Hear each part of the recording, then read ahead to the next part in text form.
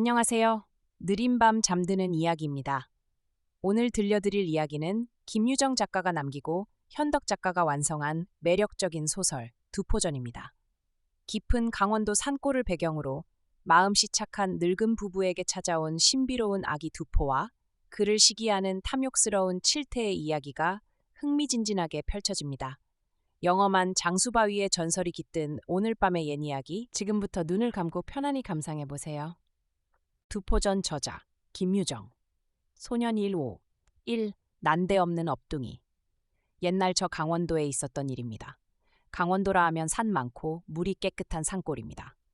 말하자면 험하고 끔찍끔찍한 산들이 줄레줄레 어깨를 맞대고 그 사이로 맑은 샘은 곳곳이 흘러 있어 매우 아름다운 경치를 가진 산골입니다. 장수골이라는 조그마한 동리에 늙은 두 양주가 살고 있었습니다. 그들은 마음이 정직하여 남의 물건을 탐내는 법이 없었습니다. 그리고 개새끼 한번 때려보지 않았더니만치 그렇게 마음이 착하였습니다. 그러나 웬일인지 늘 가난합니다. 그건 그렇다 하고 그들 사이에 자식이라도 하나 있었으면 오작이나 좋겠습니까? 참말이지 그들에게는 가난한 것보다도 자식을 못 가진 이것이 다만 하나의 큰 슬픔이었습니다. 그러자 하루는 마나님이 신기한 꿈을 꾸었습니다. 자기가 누워있는 그 옆자리에서 곧 커다란 청용 한 마리가 온몸에 용을 쓰며 올라가는 꿈이었습니다. 눈을 무섭게 부라리고는 천정을 뚫고 올라가는 그 모양이 참으로 징글징글하여 보입니다. 거진거진 다 빠져나가다 때마침 그 밑에 놓였던 벌겋게 핀 화롯불로 말미암아 애를 씁니다. 인젠 꽁지만 빠져나가면 고만일 텐데 불이 뜨거워 그걸 못합니다. 나중에는 이응 하고 야릇한 소리를 내지르며 다시 한번 꽁지에 모지름을 쓸 때 정신이 고만 아찔하여 그대로 깼습니다. 별 꿈도 다 많습니다. 청용은 무엇이며 또 이글이글 끓는 그 화로는 무슨 의미일까요? 그건 그렇다 치고 다 빠져나간 몸에 하필 꽁지만이 걸리어 애를 키는 건 무엇일는지. 마나님은 하도 괴상히 생각하고 그 이야기를 영감님에게 하였습니다. 이걸 듣고는 영감님 맞아 눈을 둥그렇게 떴습니다. 그리고 얼마 있더니 손으로 무릎을 탁 치며 불싸, 좋긴 좋구면서도 하고 입맛을 다십니다. 그 눈치가 매우 실망한 모양입니다. 그게 바로 태몽이 아닌가? 태몽이라니 그게 무슨 소리유? 하고 마나님이 되짚어 물으니까 아들 날 꿈이란 말이지. 아들을 낳다니? 내일 모레 죽을 것들이 무슨 아들인구? 그러게 말이야. 누가 좀 더 일찍이 꾸지 말랐든가. 하고 영감님은 슬픈 낯으로 한숨을 휘돌립니다. 이럴 즈음에 쌀이문께서 깽가리 치는 소리가 들려옵니다. 마나님은 좁쌀 한쪽 박을 퍼들고 나오며 또한 희한한 생각이 듭니다. 여지껏 이렇게 강구한 오막살이를 바라고 동냥하러 온 중이 없었습니다. 그런데 오늘은 이게 웬일입니까? 다 쓰러진 쌀이문 앞에 서서 중이 깽가리를 두드릴 수 있으니 별 일도 다 많습니다. 마나님은 좁쌀을 그 바랑에 쏟아주며 잎쌀이 있었으면 갖다 드리겠는데 우리 두 장이 좁쌀만 먹어요? 하고 저으기 마한쩍어 합니다. 모처럼 멀리 찾아온 손님을 좁쌀로 대접하여서는 안 될 말입니다. 동냥을 주고도 그 자리에 그냥 우두머니 서서 마음이 썩 편치 않습니다. 그래서 논밭길로 휘돌아 내려가는 중에 뒷모양을 이윽히 바라보고 서 있습니다. 하기는 중도 별중을 다 봅니다. 좁쌀이건 쌀이건 남이 동냥을 주면 고맙다는 인사가 있어야 할 게 아닙니까?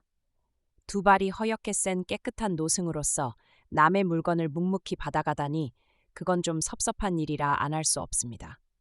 그러나 더욱 이상한 것은 그 다음날 또꼬맘때 중 한 해 또 왔습니다. 이번에는 마나님이 좁쌀 한쪽 박을 퍼들고 나가보니 바로 어제 왔던 그 노승이 아니겠습니까? 그리고 어제와 한 가지로 묵묵히 동냥을 받아가지고는 그대로 돌아서고 마는 것입니다. 어쩌면 사람이 이렇게도 무뚝뚝할 수가 있습니까? 고마운 것은 집어치고 부드럽게 인사 한마디만 있어도 좋겠습니다. 허나 마나님은 눈살 하나 찌푸리는 법 없이 도리어 얘까지 멀리 찾아온 것만 기쁜 일이라 생각하였습니다. 그러다 셋째 번 날에는 짜장 놀라지 않을 수 없었습니다. 또 꼬맘때 바로 고중이 또 찾아오지 않았겠습니까? 마나님은 동냥을 군말 없이 퍼다주며 얼떨떨한 눈으로 그 얼굴을 뻔히 쳐다보았습니다. 그제서야 그 무겁던 중의 입이 비로소 열립니다. 마나님, 내 관상을 좀 할 줄 아는데 좀 봐드릴까요? 하고 무심코 마나님을 멀뚱히 바라봅니다. 마나님은 너무도 반가워서 주름 잡힌 얼굴을 싱긋벙긋하며 네, 어디 언제 죽겠나 좀 봐주슈. 아닙니다. 돌아가실 날짜를 말씀해 드리는 것이 아니라 장차 찾아올 운복을 말씀해 드리겠습니다. 인제는 거반 다 살고 난 늙은이가 무슨 복이 또 남았겠어요? 여기에는 아무 대답도 하려 하지 않고 노승은 고 옆 괵대기 위에가 덜썩 죽저앉습니다. 그리고 허리띠에 찬 염낭을 뒤적대더니 강한 돗배기와 조그만 책 한 권을 꺼내듭니다. 돗배기 밑으로 그 책을 바짝 들이대고 하는 말이 마나님, 당신은 참으로 착하신 어른입니다. 그런데 불행히도 전생에 지은 죄가 있어 지금 이 고생을 하는 것입니다. 하고 중은 한 손으로 허연 수염을 쓰다듬어 내리더니 그러나 인제는 그 전죄를 다 고생으로 떼셨습니다. 인제 앞으로는 복이 돌아옵니다. 우선 아기를 가지시게 될 것입니다. 아니 이대도록 호호 늙은이가 무슨 애를 가진단 말씀이유? 하고 망측스럽단 듯이 눈을 깜짝깜짝하다가 그래도 마음에 솔깃한 것이 있어. 그래 우리 같은 늙은이에게도 삼신에서 애를 짐지해 주슈? 그런 것이 아니라 현재 마나님에게 아이가 있습니다. 그런데 다만 마나님 눈에 보이지만 않을 뿐입니다. 네, 애가 지금 있어요? 하고 마나님은 눈을 슈땡그러이 굴리지 않을 수 없었습니다. 노승에 하는 말이 그게 온 무슨 소린지도 영문을 모릅니다. 그럼 어째서 내 눈에는 보이지를 않습니까? 네, 차차 보십니다. 인제 내 보여드리지요. 노승은 이렇게 말을 하더니 등 뒤에 졌던 바랑을 끄릅니다. 그걸 무릎 앞에 놓고 뒤적거리다 고대 좁쌀을 쏟아넣었던 그 속에서 자그마한 보따리 하나를 꺼냅니다. 그리고 다시 그 보따리를 끌을 때 주인 마나님은 얼마나 놀랐겠습니까? 집집으로 돌며 동량을 얻어넣고서 다니던 그 보따리입니다.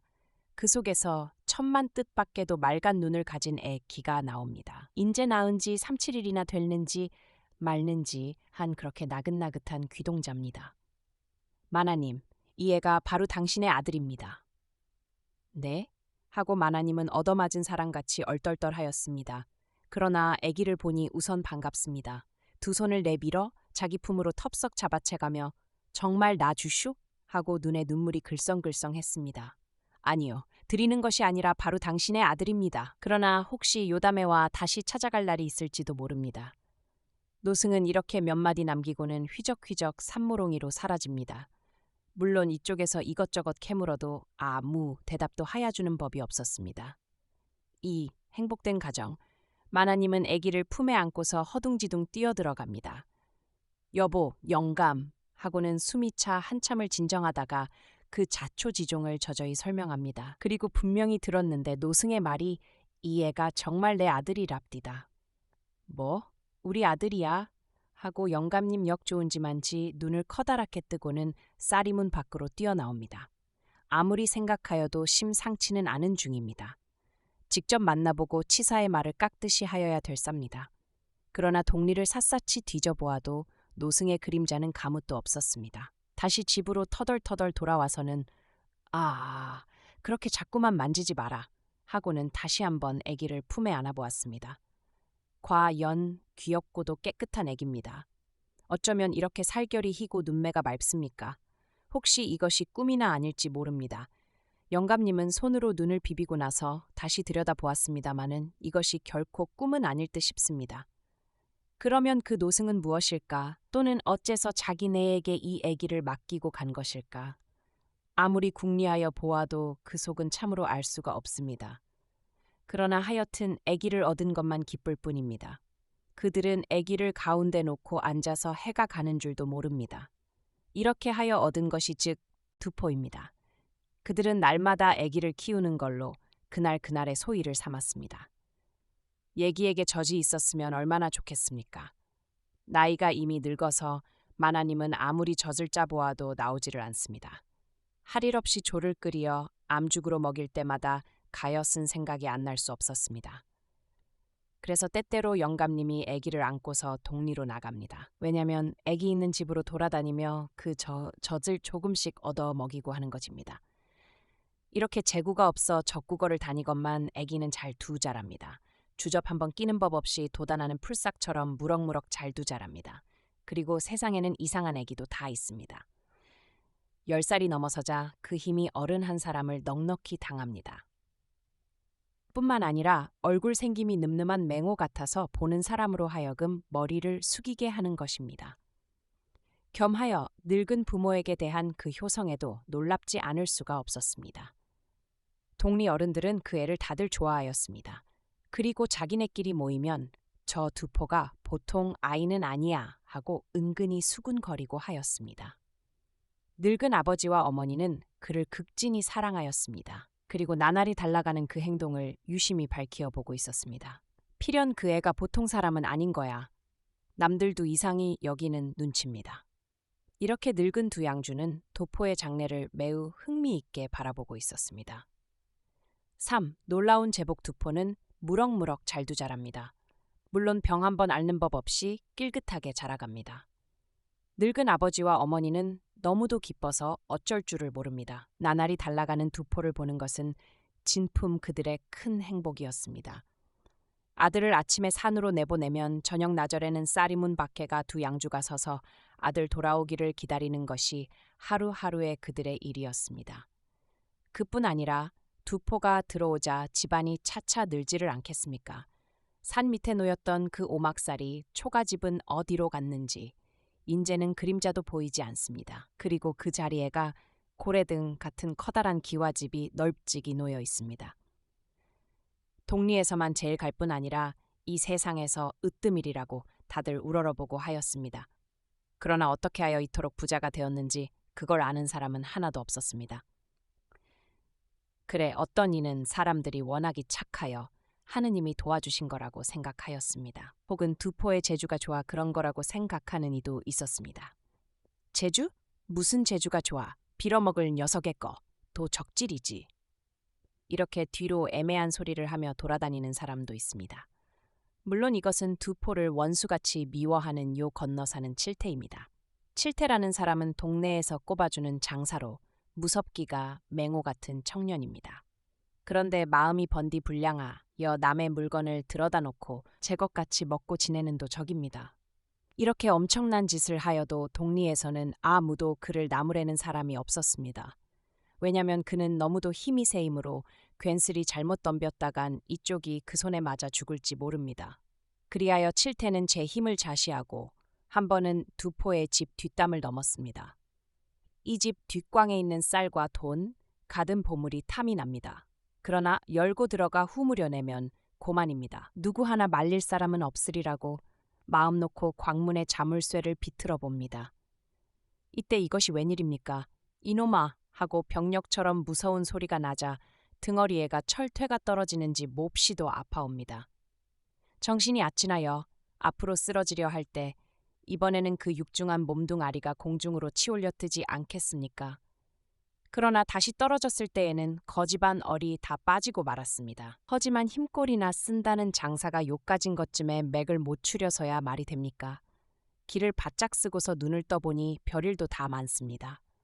칠태의 그 무거운 몸뚱아리가 두포의 두 팔에가 어린애같이 안겨있지 않겠습니까? 그리고 집안에서 시작된 일이 어떻게 되어 여기가 대문 밖입니까? 이건 참으로 알 수 없는 귀신의 노름입니다. 그러자 두포는 칠태의 몸뚱아리를 번쩍 쳐들어 무슨 헝겊대기와 같이 풀밭으로 내던졌습니다. 그리고 그는 두 손을 바짓가락에 쓱 문대며 이놈! 다시 그래봐라. 이번엔 허리를 끊어 놓을 테니 하고는 집으로 들어가 버립니다. 그 태도가 마치 칠태 같은 것쯤은 골백다섯이 와도 다 우습다냥 싶습니다. 이걸 가만히 바라보니 기가 막히지 않을 수 없습니다. 제 깐에는 장사라고 뽐내고 다녔더니 인제 겨우 10대밖에 안 된 아이놈에게 이 욕을 당해야 옳습니까? 그건 그렇다 하고 대관절 어떻게 해서 공중을 날아 대문 밖으로 나왔겠습니까? 아무리 생각하여도 두포의 재주에는 놀라지 않을 수가 없었습니다. 광문 앞에서 필연 두포가 칠태의 몸을 번쩍 들어 공중으로 팽개친 것이 분명합니다. 그래 놓고는 그 몸이 대문 밖 받고 랑해가 떨어지기 전에 날쌔게 뛰어나가서 두 손으로 받은 것이 아니겠습니까? 그렇지만 않았다면 칠태는 땅바닥에 그대로 떨어져서 전병같이 되고 말았을 것입니다. 이건 도저히 사람의 일 같지가 않았습니다. 칠태는 도깨비에 씌인 듯이 등줄기에가 소름이 쭉 내끼쳤습니다. 그리고 속으로 썩 무서운 결심을 품었습니다. 네가 힘만으로는 안 될라. 어디 보자. 이렇게 생각하고 칠태는 도끼를 꽁무니에 차고서 매일같이 산으로 돌아다녔습니다. 왜냐면 두포가 아침에 산으로 올라가면 하루 온종일 두포의 그림자를 보는 사람이 없습니다. 겨우 저녁 때 자기 집으로 들어가는 뒷모양밖에는 더 보지 못합니다. 그러면 두포는 매일 어디가 해를 지우나? 이것이 온 동리 사람의 의심스러운 점이었습니다. 그러나 칠태는 제대로 이렇게 생각하였습니다. 제 놈이 허긴 뭘 해. 아마 산속 깊이 도적의 소굴이 있어서 매일 거기가 하루하루를 지내고 오는 것이리라고.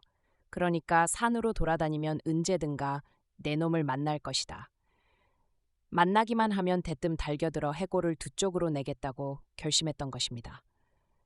칠태는 보름 동안이나 낮밤을 부릅쓰고 산을 뒤졌습니다. 산이란 산은 샅샅이통 뒤져본 폭입니다. 그러나 이게 웬일입니까? 두포는 발자국조차 찾아볼 길이 없습니다. 4. 칠태의 복수. 그러자 하루는 해가 서산을 넘을 석양이었습니다. 칠태가 하루 온종일 산을 헤매다가 기운 없이 내려오려니까 저 맞은 쪽 산골짜기에서 사람의 그림자가 힐끗합니다. 그는 부지중 몸을 뒤로 거두며 가만히 노을려 보았습니다. 그리고는 너무도 기뻐서는 몸이 부들부들 떨리었습니다. 이날까지 그렇게도 눈을 까 뒤집고 찾아다니던 두포. 네가 바로 두포로구나. 이놈 어디 내 도끼를 한번 받아보아라. 칠태는 숲속으로 몸을 숨기어 두포의 뒤를 밟았습니다. 그러나 두포에게로 차차 가차이 올수록 눈을 크게 뜨지 않을 수 없었습니다. 왜냐하면 두포의 양 어깨 위에는 커다란 호랑이 2마리가 얹혀 있지를 않겠습니까? 이걸 보면 필연 두포가 주먹으로 때려 잡아가지고 내려오는 것이 분명합니다. 칠태는 따라가던 다리가 멈칫하여 장승같이 서 있습니다. 아무리 도끼를 가졌대도 두포에게 잘못 덤비었단 제 목숨이 어떻게 될지 모릅니다.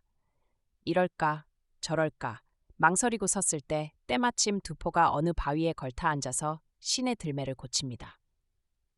구부리고 있는 그 뒷모양을 보고는 칠태는 다시 용기를 내었습니다. 이깟 놈의 거 뒤로 살살 기어가서 도끼로 내려만 찍으면 고만이다. 이렇게 결심을 먹고 산 잔등이에 엎드려 소리 없이 기어 올라갑니다. 등 뒤에서 칠태의 머리가 살라시 올라올 때에도 두포는 그걸 모릅니다. 다만 허리를 구부리고 신들매만 열심히 고치고 있었습니다. 칠태는 허리를 펴며 꽁무니에서 도끼를 꺼냈습니다. 그리고 때는 이때라고 온 몸에 용을 써가지고 두포의 목덜미를 내려 찍었습니다. 워낙이 정성을 들여 내려 찍은 도끼라 칠태 저도 어떻게 된 영문인지 모릅니다. 확실히 두포의 몸이 돋간날에 두 쪽이 난 걸 이 눈으로 보았는데 다시 살펴보니 두포의 몸은 간 곳이 없습니다. 다만 바위, 애가도 큰 날 부딪는 딱 소리와 함께 불이 번쩍 나고 말았을 그뿐입니다. 그리고 불똥이 튀는 바람에 칠태의 왼눈 한 짝은 이내 멀어버리고 말았습니다. 참으로 이상두스러운 일입니다. 사람의 몸이 어떻게 바위로 변하는 수가 있습니까? 칠태는 두포에게 속은 것이 몹시도 분하였습니다. 허나 어째 볼 수 없는 일이라 아픈 눈을 손등으로 비비며 터덜터덜 산을 내려옵니다. 그리고 가만히 생각하여 보니 두포가 보통 사람이 아닌 것을 인제 깨닫게 됩니다. 우선 두포의 늙은 부모를 보아도 알 것입니다. 그들은 벌써 죽을 때가 지난 사람들입니다. 그렇건만 두포가 가끔 산에서 뜯어오는 약풀을 먹고는 늘 싱싱하게 있는 것이 아닙니까? 이것 말고라도 동리 사람 중에서도 금세 죽으려고 깔딱깔딱 하던 사람이 두포에게 그 풀을 얻어먹고 살아난 사람이 한둘이 아닙니다. 이것만 보더라도 두포에겐 엄청난 술법이 있음을 알 것입니다. 칠태는 여기에서 다시 생각을 하였습니다. 제 아무리 두포를 죽이려고 따라다닌데도 결국은 제 몸만 손해입니다. 이번에는 달리 묘한 꾀를 쓰지 않으면 안 될 것입니다. 칠태는 동리로 내려와 전보다도 몇 갑절 더 크게도 적지를 하였습니다. 그리고 뒤로 돌아다니며 하는 소리가 그 두포란 놈이 누군가 했더니 알고 보니까 큰도 적단의 죄수더구먼 하고 여러 가지로 거짓말을 꾸몄습니다. 동리 사람들은 처음에는 반신반의하여 귓등으로 넘겼습니다. 마는 10번 찍어 안 넘어가는 나무가 없다고 나중에는 솔깃이 듣고 말았습니다. 그리고 동리에서는 여기저기서 아, 그 두포가 큰 도적이래지? 그럴 거야. 그치 않으면 그 고래등 같은 큰 기와집이 어서 생기나? 그리고 아침에 나가면 그림자도 볼 수 없지 않서? 그래, 두포가 확실히 도적놈이야. 요즘 동리에서 매일같이 도적을 맞는 걸 보더라도 알조지 뭐 하고는 두포에게 대한 험구덕이 대고 쏟아집니다. 그리하여 모든 사람이 모여 회의를 하였습니다. 그리고 두포네를 동리에서 내쫓거나 그렇지 않으면 죽여 없애기로 결정하였습니다. 우선 두포를 향하여 동리에서 멀리 나가 달라고 명령하였습니다. 그때 두포의 대답이 아무 죄도 없는 사람을 내쫓는 법이 어디 있습니까? 하고는 빙긋이 웃을 뿐입니다. 그리고는 며칠이지 나도 나가주지를 않습니다. 동리 사람은 그러면 인제할 일 없으니 우선 두포부터 잡아다 죽이자고 의논이 돌았습니다. 그래 어느 날 아침 일찍이 장정 한 30명이 모이 두포의 집으로 몰려갔습니다. 오, 두포를 잡으려다가 아직 해도 퍼지지 않은 이른 아침입니다. 동리 사람들은 두포네 집 대문간에 몰려들었습니다. 그들 중에 가장 힘센 몇 사람은 굵은 밧줄을 메고 또 덜어는 육모방맹이까지 메고 왔습니다. 두포가 순순히 잡히면 모르거니와 만일에 거역하는 나달에는 함부로 두들겨 죽일 작정입니다. 우선 그들은 대문 밖에 서서 두포 나오너라 잡냉고 묶여야지 그렇지 않으면 네 부모에까지 해가 돌아가리라 하고 커다랗게 호령하였습니다. 두포는 손등으로 눈을 비비며 나옵니다. 그런데 웬 영문인지 몰라 떨떠름이 그들을 바라답니다. 그때 동리 사람 30명은 한꺼번에 와짝 달겨들어 두포를 사로잡았습니다. 어떤 사람은 팔을 뒤로 꺾고 또 어떤 사람은 모가지를 밧줄로 얽어다립니다. 이렇게 두포를 얽었을 때 두포는 조금도 놀라는 기색이 없습니다. 그냥 묶는 대로 맡겨두고 뻔히 바라보고 있을 따름입니다. 그들은 뜻밖에도 두포를 쉽사리 잡은 것이 신이 납니다. 인제는 저 산속으로 끌어다 죽이기만 하면 고만입니다. 제 아무리 장비 같은 재주라도 이 판에서 빠져나가지는 못할 것이다. 그들은 마치 개를 끌어다리듯 이 두포를 함부로 끌어다렸습니다. 이때 묵묵히 섰던 두포가 두 어깨에 힘을 주니 몸을 몇 곱팽이로 칭칭 얽었던 굵은 밧줄이 툭툭 나갑니다. 그 모양이 마치 무슨 실나불행이 끊는 듯이 어렵지 않게 벗어납니다. 동리 사람들은 이걸 보고서 눈들을 커다랗게 떴습니다. 어찌나 놀랐는지 이마에 땀까지 난 사람도 있었습니다. 대체 이놈이 사람인가 귀신인가 아무리 뜯어보아야 입, 코에 눈 두 짝 깎이는 매일반이련만 이게 대체 어떻게 된 놈인가. 이렇게들 얼이 빠져서 멀거니 서 있을 때 두포가 두 팔을 쩍 버리고 몰아냅니다. 하니까 자빠지는 놈에 엎어지는 놈 혹은 달아나는 놈 그 꼴들이 가관입니다. 그들은 이렇게 두포에게 가서 욕만 당하고 왔습니다. 다시 생각하면 이것은 동리의 수치입니다. 인제 불과 15밖에 안 된 아이놈에게 동리 어른이 욕을 본 것입니다. 이거야 될 말이냐고 그들은 다시 모여서 새 계획을 쓰기로 하였습니다. 이 새 계획이라는 건 두포는 영영 잡을 수 없다 하니까 이번에는 그 집에다 불을 질러 새 식구를 태워버리자는 음모였습니다. 하루는 밤이 깊어서입니다. 그들은 제각기 지게에 나무 한 짐씩을 지고 나섰습니다. 이 나무는 두포의 집을 에워싸고 그 위에 불을 지를 것입니다. 그러면 이 불이 두포의 집으로 차츰차츰 번져 들어가 나중에는 두포라 새 식구를 시도 없이 태울 것입니다. 그래, 그들은 소리 없이 자꾸만 나무를 져다 쌉니다. 얼마를 그런 뒤 이제는 너희들이 빠져나올래도 빠져나올 도리가 없을 것이다 하고 생각하는데 사방에서 일제히 불을 질렀습니다. 워낙이 잘 마른 나무라 불이 닿기가 무섭게 활활 타오릅니다. 나중에는 화광이 충천하여 은 동네가 불이 된 것 같습니다. 그들은 멀찌감치 서서 두포의 집으로 불이 번져들기를 지켜보고 있었습니다. 인젠 별수 없이 다 타 죽었네. 그렇지, 제 아무리 뽀죽한 재주라도 이 불 속에서 살아날 수는 없을 것일세. 그렇지, 네 놈이 기운이나 셌지 무슨 술법이 있겠나. 이렇게들 서로 비웃는 소리로 주고받고 하였습니다. 그런 동안에 불길은 점점 내려 쏠리며 집을 향하여 먹어 들어갑니다. 인제 한 식경 좀 있으면 불길은 완전히 처마 끝을 핥고 들멉니다. 그들은 아기자기한 재미를 가지고 구경하고 서 있습니다. 그러나 불길이 두포네 집 처마 끝을 막 핥고 들 때 이게 웬 놈의 존엄니까? 달이 밝던 하늘에가 일진 광풍이 일며 콩알 같은 빗방울이 무대기로 쏟아집니다. 그런지 얼마 못 가서 두포의 집으로 거반 다 타들어왔던 불길이 차차 꺼지기 시작합니다. 그들은 하도 놀라서 꿀먹은 벙어리가 되었습니다. 서로 눈들만 맞춰보며 하나도 입을 버리는 사람이 없습니다. 마른 하늘에 벼락이 있다더니 이게 바로 그게 아닌가. 그들은 은근히 겁을 집어먹고 떨고 서 있습니다. 이건 필시 하늘이 낸 사람이지 보통 사람은 아닌 걸세. 그래, 이게 반드시 하늘의 조화지 사람의 힘으로야 될 수 있나. 이렇게들 쑥은쑥덕하고 의론이 벌어졌습니다. 그들은 지금 처벌이나 입지 않을까 하고 애가 졸입니다. 착하고 깨끗한 두포를 죽이러 들었으니 어찌 그 벌을 받지 않겠습니까? 그것 봐, 애매한 사람을 죽이려 드니까 마른 하늘에 생벼락이 안 내릴까.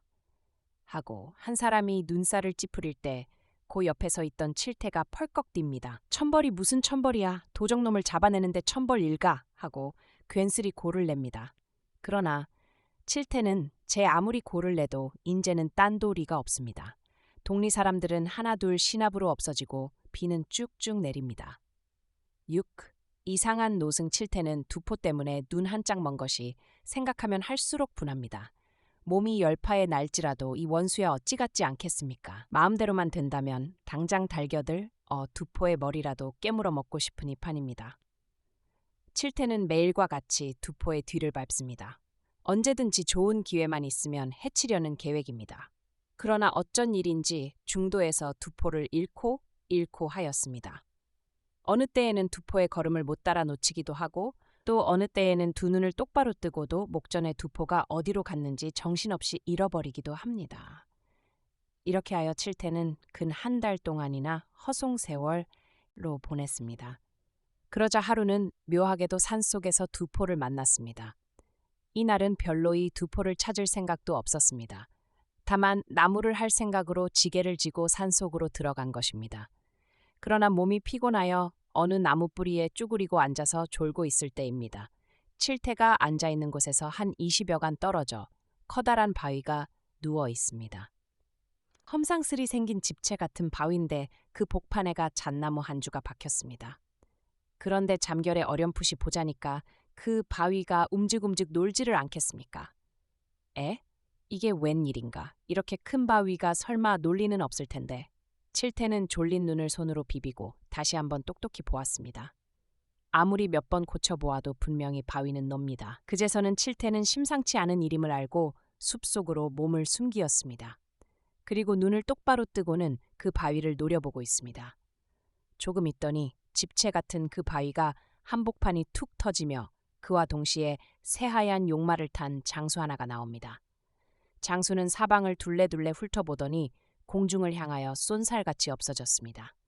이때 칠태가 놀란 것은 그 장수의 양겨드랑에 달린 날개 쪽지였습니다. 눈이 부시게 번쩍번쩍하는 날개를 쭉 펴자 용마와 함께 날아간 장수.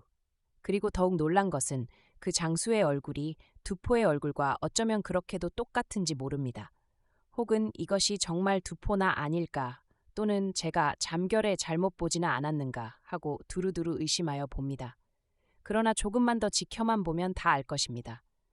오늘 하루 해를 여기서 다 지우더라도 확실히 알고 가리라고 눈을 까짓고는 지키고 앉았습니다. 이렇게 하여 대낮부터 앉았는 칠태는 해가 서산에 지려는 것도 모릅니다. 그러다 장수와 용마가 다시 나타났을 때에는 칠태는 정신없이 그 관상을 뜯어봅니다.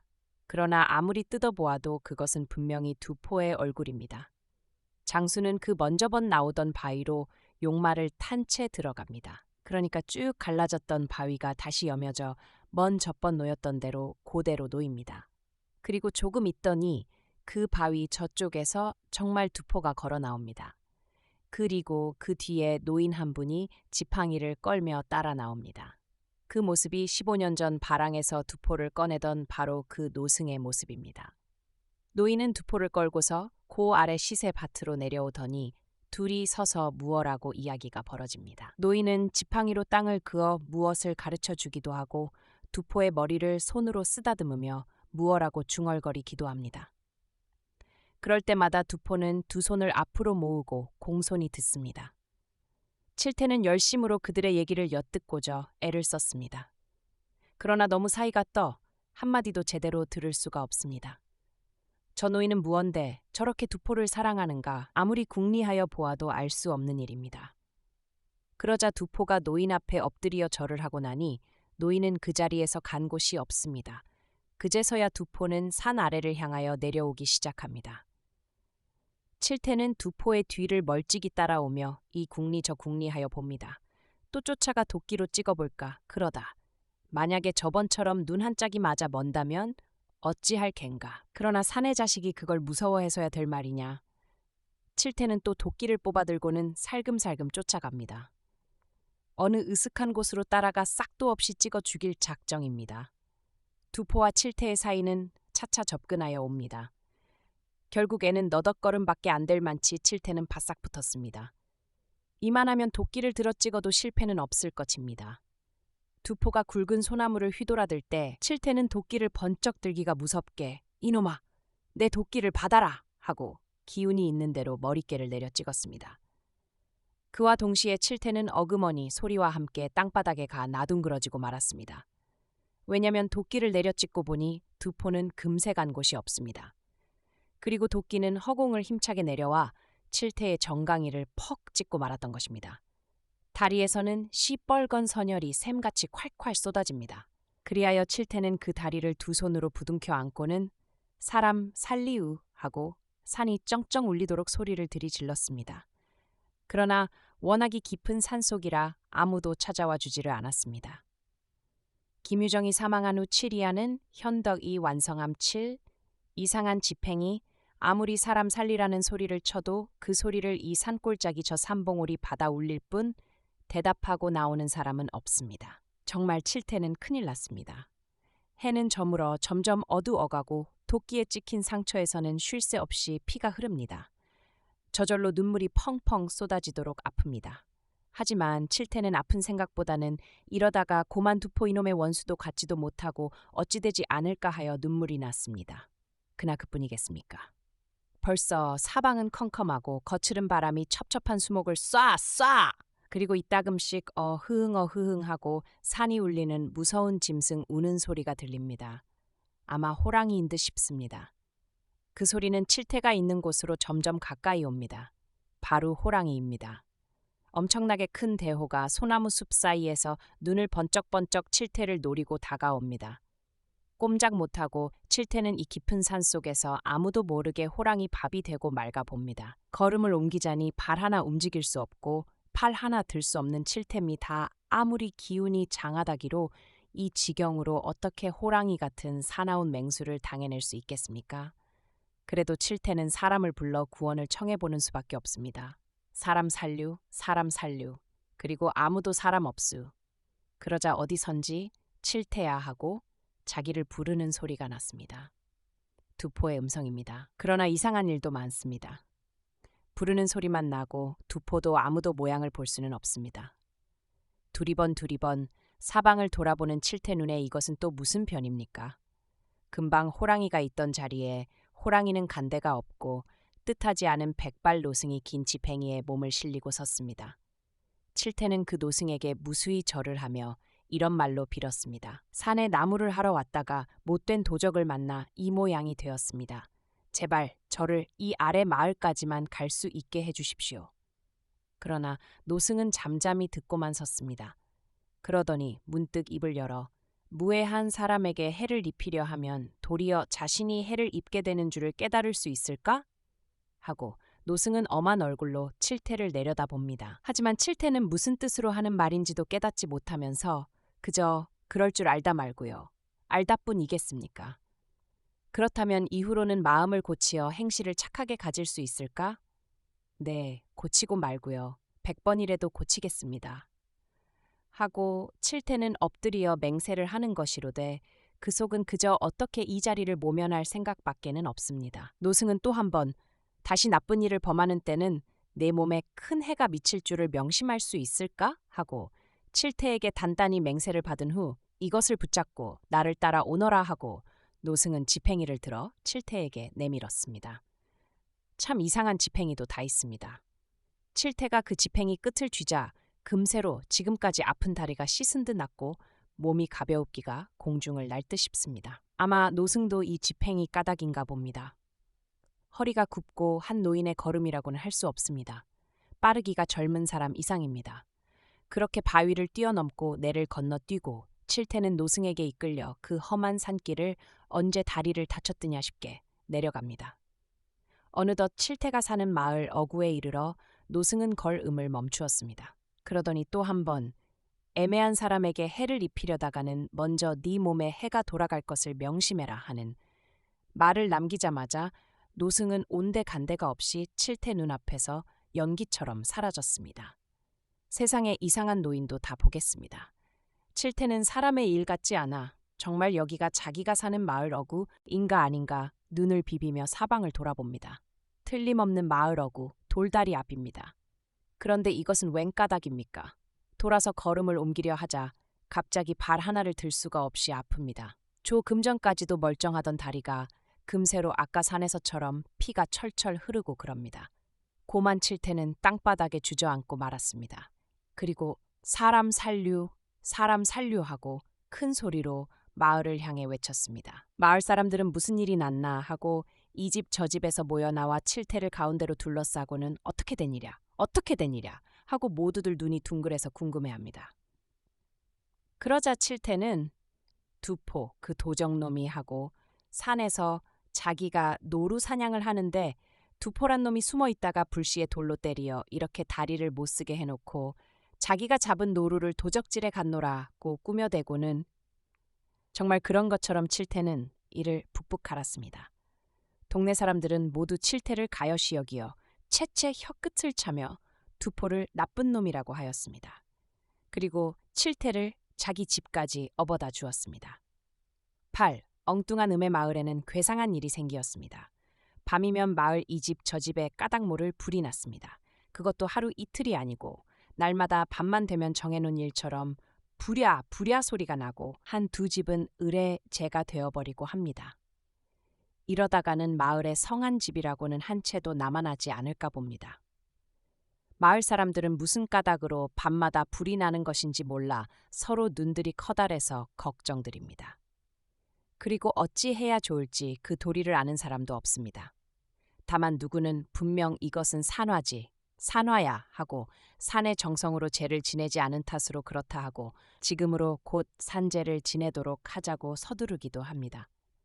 그러면 또 한 사람은 산화란 뭔가, 도깨비 장난일세, 도깨비 장난이야 하고 정말 도깨비 장난인 걸 자기 눈으로 보기나 한 것처럼 말하며 시루떡을 해놓고 빌어보거나 그렇지 않으면 판수를 불러다가 경을 읽게 하여 도깨비들을 내쫓거나 하는 수밖에 도리가 없다고 주장입니다. 이렇게 각기 자기 말이 옳다고 떠드는 판에 칠태가 썩 나섰습니다.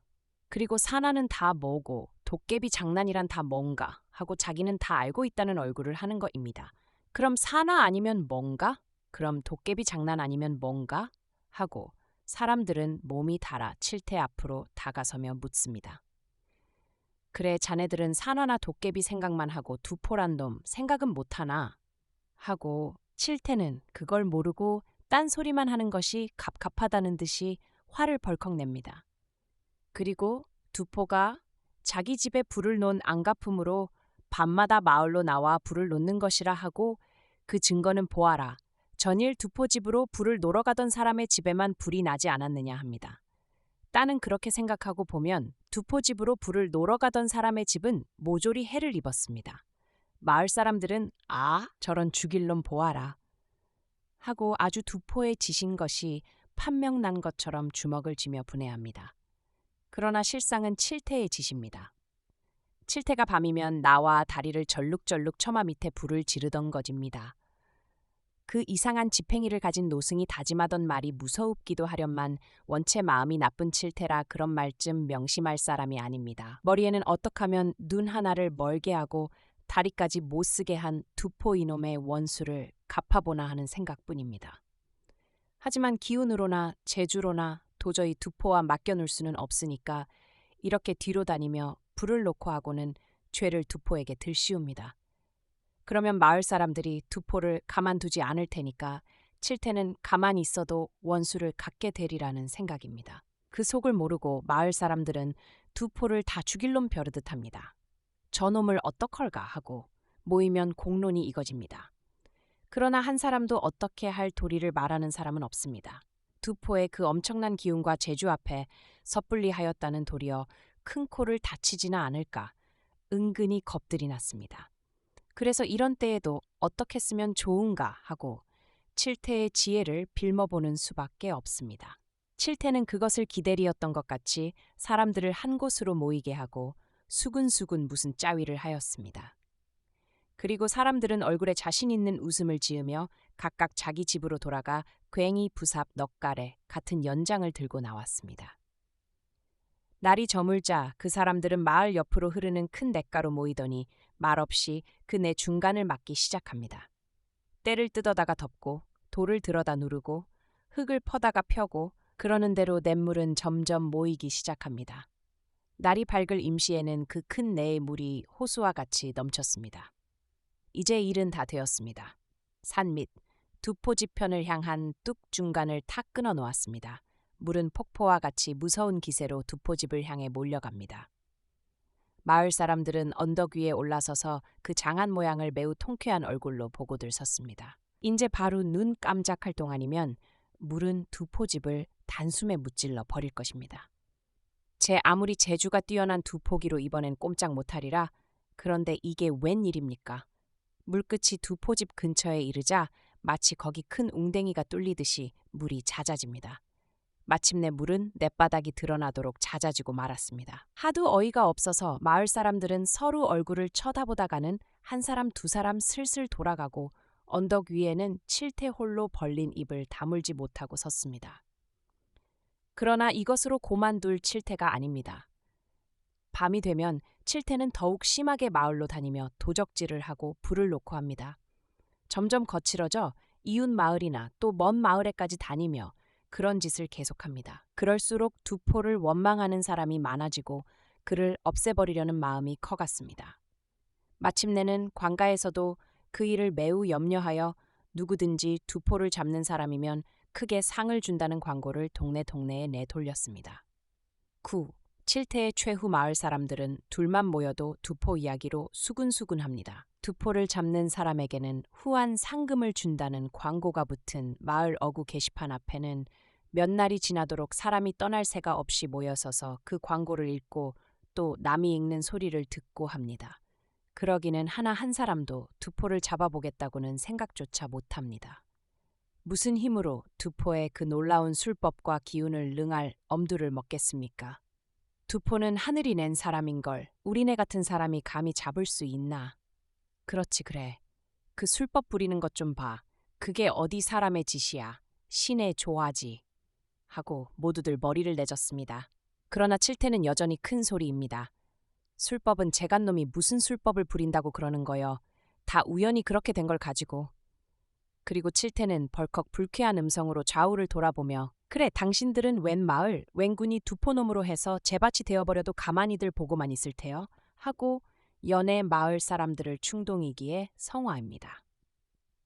이럴 즈음에 또 한 가지 마을 사람들로 하여금 두포를 잡으려는 욕심을 돋울 일이 생기었습니다. 그때 마침 나라 조정에서 무슨 일인지 벼슬하는 사람들이 손수 수레를 타고 팔도로 돌며 어떤 사람 하나를 찾았습니다. 그 수레가 이 마을에서 멀지 않은 읍에도 나타나서 이런 소문을 냈습니다. 누구든지 이러이러하게 생긴 사람을 인도해 오는 사람에게는 많은 재물로 대접할 뿐더러 높은 벼슬까지 내린다는 것입니다. 그런데 이상한 것은 그 찾는 사람의 모습이 바로 두포에 생긴 모습과 한판같이 흡사한 것입니다. 나이가 같은 15이고 얼굴 모습이 그렇고 더욱이 이마에 검정 사마귀가 있는 것까지 같습니다. 어쩌면 이렇게 두포를 눈앞에 놓고 말하는 듯이 같을 수가 있습니까? 의심할 것 없는 두포입니다. 대체 두포란 내력이 어떠한 사람이길래 나라 조정에서 일개 소년을 많은 상금을 걸어서까지 찾습니까? 그것은 여차하고 자아 두포를 잡기만 하면 관가에서 주는 상금은 말고도 나라의 벼슬까지 얻게 될 것이니 그게 얼마입니까? 가난하고 지체 없던 사람이라도 곧 팔자를 고치게 될 것입니다. 여기 눈이 어두워 더러 코 큰 소리를 하는 사람도 있습니다. 두포란 놈이 아무리 술법이 용하다기로 15 먹은 아이놈 아냐? 아이놈 하나를 당하지 못한 데선. 하고 팔을 걷어붙이기는 마을에서 팔팔하다는 젊은 패들입니다. 그리고 나이 많은 사람들은 술법을 부리는 놈을 잡으려면 역시 술법을 부려 잡아야 하는 거요. 하고 그 술법을 자기는 알고 있다는 듯 싶은 얼굴을 하기도 합니다. 그러나 정작 자신 있게 나서는 사람은 하나도 없습니다.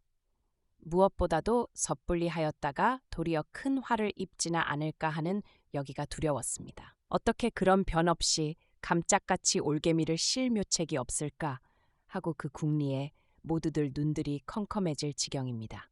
그 중에도 칠태는 더욱이 궁리가 많습니다. 그로 보면 이번이 2번 얻지 못할 기회입니다. 이번에 두포를 잡으면 눈 한짝 다리 하나를 병신 만든 원수를 갚게 되기는 물론 재물과 공명을 아울러 얻게 될 것이 생각만 해도 회가 동합니다. 어떻게 하면 두포 이놈을 내 손으로 묶을 수 있을까? 그러나 칠태 자기 재주로는 도저히 두포의 그 술법, 그 기운을 당해낼 계제가 못 됩니다. 그게 어디 사람의 일일세 말이지요. 어떻게 인력으로 마른 하늘에 갑자기 비를 만들고 그 습한 물을 금세 땅 밑으로 스미게 합니까? 이건 사람의 힘은 아닙니다. 반드시 두포로 하여금 사람 이상의 그 힘을 갖게 한 무슨 비밀이 있을 것이다. 여기까지 생각을 하다가 문득 칠태는 옳다, 그렇다 하고 무릎을 탁 치며 일어섰습니다. 그날부터 칠태는 두포의 뒤를 밟아 그의 행적을 살핍니다. 두포는 매일 하는 일이 날이 밝으면 집을 나가 산으로 갑니다. 칠태는 몸을 풀잎으로 옷을 해가리고 슬슬 그 뒤를 약습니다. 두포가 가진 그 알 수 없는 비밀을 밝히려는 것입니다. 그런데 이상합니다. 아무리 눈을 밝혀 뒤를 밟아도 어떻게 중도에서 두포를 잃고 합니다. 그리고 번번이 잃게 되는 곳이 노송나무가 선 바위가 있는 근처입니다. 마치 그 바위 근처에 이르러서는 두포의 모양이 무슨 연기처럼 스르르 사라지는 것 같습니다. 사실 그렇습니다. 두포는 바위 근처에 이르러서는 자기 몸을 아무의 눈에도 보이지 않게 변하는 거립니다. 그 다음부터는 칠태는 근처 풀썰에 몸을 숨기고 그 바위를 지킵니다. 그러자 전일 칠태가 보던 똑같은 현상이 일어났습니다. 두포가 그 바위 앞에 이르러 무어라고 진언 한마디를 외이자 집채 같은 바위가 움질움질 놀더니 한가운데가 쩍 열립니다. 그리고 두포가 들어가고 바위가 전대로 닫아졌다가는 얼마 후 다시 열릴 때에는 새하얀 용마를 탄 장수가 나타나 눈부시게 날개를 치며 공중으로 사라집니다. 놀랍습니다. 그 용마를 탄 장수는 바로 두포입니다. 아무래도 조화는 이 바위에 있나 봅니다. 그러지 않아도 전부터 병 가진 사람이 빌면 병이 떨어지고 이 없는 사람이 아이를 빌면 태기가 있게 되고 하는 영험이 신통한 바위입니다. 그러면 그렇지. 같은 이목구비를 가진 사람으로 어떻게 그런 조화를 부리겠습니까? 이제야 칠태는 두포의 그 비밀을 깨달은 듯이 고개를 끄덕끄덕 아주 희색이 만면해서 산 아래로 내려갔습니다. 아마 칠태는 무슨 끔찍한 흉계가 있나 봅니다. 칠태는 그 길로 산 아래 자기 집으로 가더니 부엌으로 광으로 기웃거리며 쇠망치, 정 또는 납덩이, 남비, 숫덩이 이런 것을 끄집어내옵니다. 그걸 망태에 담아 걸머지더니 역시 희색이 만면해서 집을 나섭니다. 그리고 두포가 자기 집에 돌아와 있는 기색을 살피고는 곧 산으로 치달았습니다. 마침내 바위가 있는 곳에 이르자 망태를 내려놓고 칠태는 망치와 정을 꺼내듭니다. 그리고 잠시 멈추고 서서 사방을 돌아보며 무엇을 조심하는 듯 주저하더니 이내 바위 한복판에 정을 대고 망치를 들어 두드르기 시작합니다. 그러면서도 무척 겁이 나나 봅니다. 연애 칠태는 두리번 사방을 돌아보며 합니다. 아무도 없습니다. 다만 정을 따리는 망치 소리만 정정 산골짜기에 울릴 따름입니다. 그래도 마을에서는 장사란 이름을 듣는 칠태입니다. 더구나 힘을 모아 내리치는 망치는 볼 동안에 한치 두치 정뿌리를 바위에 박습니다. 점점 정은 깊이 들어갑니다. 세치 네치 한자에서 또 2자 길이로. 그리고 한 옆에는 시뻘겋게 숯불을 달아놓고는 납덩이를 끓입니다. 마침내 서너자 길이의 구멍이 바위에 뚫리자 칠태는 매우 만족한 웃음을 한번 허허허 웃습니다. 그리고 내 놈이 인제도 하고 벌써 두포를 잡기나 하듯 싶은 기쁜 얼굴로 이글이글 끓는 납을 그 구멍에 주르르 붓는 것입니다. 그러나 칠태의 그 얼굴은 금세로 새파랗게 질리고 말았습니다. 그 끓는 납을 바위 뚫린 구멍에 붓자마자 갑자기 천지가 무너지는 굉장한 소리로 바위와 아울러 땅이 요동을 합니다. 그나 그뿐입니까? 맞은편 산이 그대로 칠태를 향하고 물러오며 덮어내립니다. 그제야 칠태는 자기가 천벌을 입은 줄을 깨닫고 아, 하느님 제 죄를 용서하십시사 하고 비는 것이나 이미 몸은 쏟아져 내리는 돌 밑에 묻히고 말았습니다. 10. 두포의 내력 마을 사람들은 아무리 두포를 잡을 궁리를 해도 도리가 없습니다. 모두 답답한 얼굴을 하고 만나면 서로 자네 어떻게 해볼 도리 좀 없겠나? 하고들 묻습니다. 많은 한 사람도 신통한 대답이 없습니다. 그러다가 한 자가 무릎을 탁 치며 옳다. 이렇게 하면 좋겠네 하고 여러 사람을 한 곳으로 모이게 하였습니다. 그리고 뭐 별수 없네. 두포놈의 늙은 부모를 잡아다 가두도록 하세.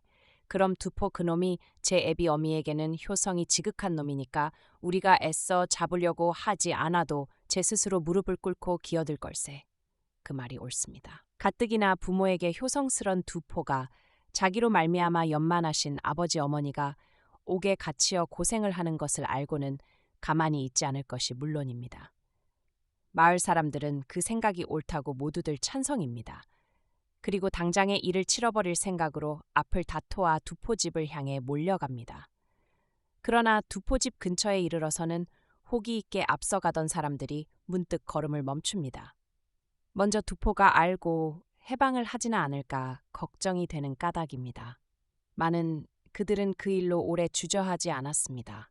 누구 생일 잔치에 청하기나 하는 듯이 노인 내외를 슬렛이 불러내도 워낙이 착한 노인들이라 응치 않을 리 없을 것입니다. 마을 사람들은 더욱 신이 나서 두포집으로 우쭐거리며 갑니다. 마침내 두포집 문전에까지 이르렀습니다. 그런데 그 집 밖엔 마당에 어떤 소년 하나가 제기를 차고 있습니다. 그 모습이 너무도 두포와 같아 마을 사람들은 무춤하였습니다. 그러나 얼굴 모습은 두포와 같아도 표정이나 하는 행동은 두포가 아닙니다. 제기를 차다가 말고 자기 둘레로 모여드는 마을 사람들의 얼굴을 이 사람 저 사람 쳐다보는 눈은 예사 열다섯이나 그만 나이의 소년의 겁을 먹은 상입니다. 전일에 보던 그 용맹스럽고 호탕한 기상은 조금도 없고 귀적게 자라난 얌전하고 조심성 있는 글방 도련님으로 밖에 보이질 않습니다. 어떻게 이 소년을 그처럼 놀라운 기운과 술법을 부리던 두포라고 하겠습니까? 마을 사람은 하도 이상스러워서 한참 아래 위를 훑어보다가 이렇게 물었습니다. 넌 네 집 사는 아인데 여기서 노니? 저는 이 집에 사는 아이예요. 그럼 이름은 뭐냐? 이름은 두포라고 합니다. 뭐 두포하고 마을 사람들은 놀라 한 걸음 뒤로 물러났습니다. 두포라는 그 이름보다는 어쩌면 두포가 이처럼 변했을까 싶어 더 한층 놀라웁니다. 딴 사람이 아니고 이 소년이 바로 두포 일진된 그의 늙은 부모를 갖다가 둘 건 뭐 있고 두려워할 건 뭐 있겠습니까? 그대로 손목을 이끌어 간데도 순순히 따라올상 싶습니다. 도대체 이 착하고 약해 보이는 소년이 무슨 죄 같은 것을 범했을까도 싶습니다. 그리고 어른된 체면에 이 어린 소년에게 손을 대는 것부터 어색한 생각이 나서 마을 사람들은 서로 벙벙이 얼굴만 바라보고 섰습니다. 그러다가 그중에 두포를 잡아 상을 탈 욕심으로 한 자가 앞으로 나서며 이렇게 딱 얼렀습니다. 네 놈이 바로 두포라지. 네 지가 바로 두포 올시다. 그럼 이놈 네 죄를 모를까? 지가 무슨 죄를 졌다고 그러십니까? 네 죄를 몰라. 모르면 그걸 가르쳐 줄 테니 이걸 받아라. 하고 그 사람은 굵은 밧줄을 꺼내들며 막 얼그러 덤비었습니다. 이러할 때 건너편 큰 길에서 앞에 많은 나조를 거느린 수레가 이곳을 향하고 옵니다. 나라 조정에서 내려와 읍에 머무르고 있던 일행임에 분명합니다. 아마 두포를 잡으러 오는 것이겠지요. 마을 사람들은 두포를 남기고는 양편으로 쩍 갈라섰습니다. 수레가 그 집 어구에 이르자 멈추고는 그 안에서 호화로운 예복을 차린 벼슬하는 사람이 내려와 두포가 있는 앞으로 옵니다.